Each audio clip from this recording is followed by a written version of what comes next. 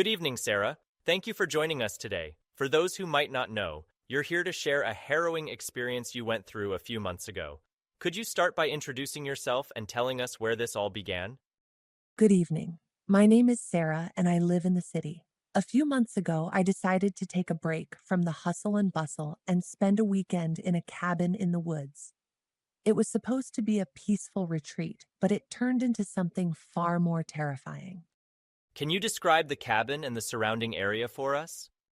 The cabin was a charming old wooden structure with a large porch and a stone chimney. It was nestled deep in the forest, surrounded by tall, ancient trees. The air was fresh, and the only sounds were the rustling of leaves and the occasional call of a bird. It was idyllic at first glance. And when did things start to feel off? It was the first night. I had just finished dinner and was sitting by the fireplace, enjoying the warmth and the flickering flames. That's when I first heard it, a faint whispering like the murmur of distant voices. What did you think it was at first? At first, I thought it was just the wind or my imagination, but the whispers grew louder and they seemed to be coming from the walls. I couldn't shake the feeling that I was being watched. I tried to ignore it and went to bed, but the whispers followed me. They were coming from inside the walls, and it was unnerving. I kept hearing phrases like, "help me," and "you shouldn't be here," and it was met. That must have been terrifying. What did you do next? I decided to investigate. I went to the attic where I found an old, dusty diary. The diary belonged to a woman named Emily, who had lived in the cabin many years ago. Her entries were filled with descriptions of strange occurrences, unexplained noises, and the appearance of ghostly apparitions. She wrote about her fear and her attempts to uncover the truth behind the haunting. What did the diary reveal? One entry in particular stood out.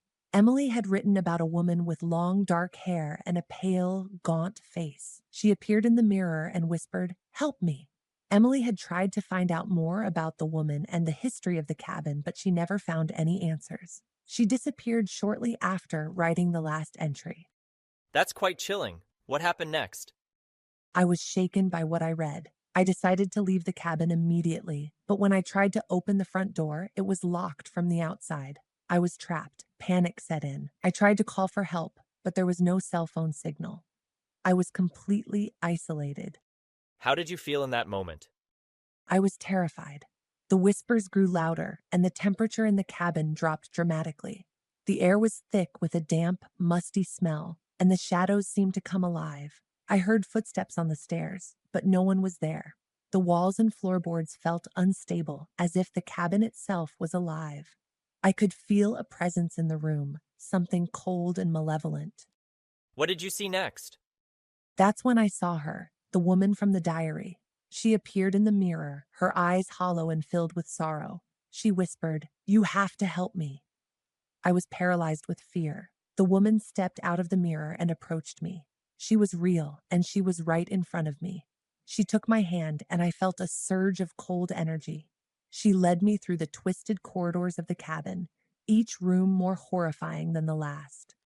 Can you describe what you saw and felt during this time? I saw shadows moving in the corners, heard the whispers of the dead, and felt the weight of countless souls trapped within these walls. The woman led me to a small, dimly lit room. In the center was a wooden chair, and on the chair was a bound and gagged woman. It was the woman from the mirror, her eyes wide with fear. She was struggling against her restraints, her voice muffled by the cloth in her mouth. She pleaded with me to help her, her eyes filled with desperation. What did you do? I reached out to untie her, but as my fingers touched the ropes, the room began to shake. The walls cracked and the floorboards splintered. The woman's eyes widened in terror, and she screamed. Suddenly, the room was filled with a blinding light. When I could see again, the woman was gone, and I was back in the small, cluttered room with the ornate mirror. The mirror was shattered, the pieces scattered on the floor. The whispering had returned, louder and more desperate than before. How did you feel at that moment? I was in a state of shock. I tried to find a way out, but the cabin seemed to shift and change around me. The walls were closing in, and the air was thick with the scent of decay. I could hear the whispers of the dead echoing in my ears, and the presence of the woman was still with me. I realized that I was not going to make it out alive. The cabin was a prison, and the spirits of the past were not going to let me go.